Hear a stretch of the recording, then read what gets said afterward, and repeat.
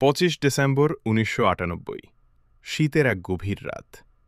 ১৮ বছরের এক তরুণ ভালোবাসাকে শেষবারের মতো লাল শাড়িতে দেখার আশাটা বুকে চেপে বিনা দাওয়াতেই ঢুকে পড়ে তার প্রেমিকার বিয়ের অনুষ্ঠানে। হাসির ভিড়, আলোর ঝলক, কিন্তু তার ভেতরে শুধু নীরবতা। খাওয়ার টেবিলে দুটো মুরগির রান না পাওয়ায় তুচ্ছ কথায় ঝগড়া। আসলে ঝগড়াটা ছিল নিজের ভাঙা হৃদয়ের সাথে। অপমান আর শূন্য পেট নিয়ে সে বেরিয়ে আসে। রাতে বন্ধু টেনে নিয়ে যায় সংসদ ভবনের সামনে মাঠে। আলো ঝলমলে শহর, তবু এক অদ্ভুত বিষণ্ণ নীরবতা। দুজনে ভাগ করে নেয় এক পাইট কেরু হুইস্কি, যার প্রায় পুরোটা খেয়ে ফেলে তরুণ একাই। কণ্ঠে হাসি, চোখে জল, ক্ষুধার্ত পেটে মাল, আর শেষে বমি। সে বলে, আজ আর বাড়ি ফিরব না।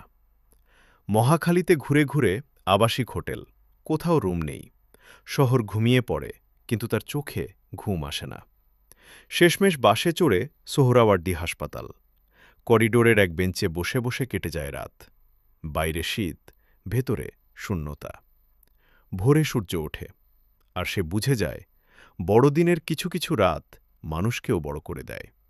প্রাণবন্ত এক তরুণকে রূপান্তরিত করে নিঃস্ব এক পুরুষে।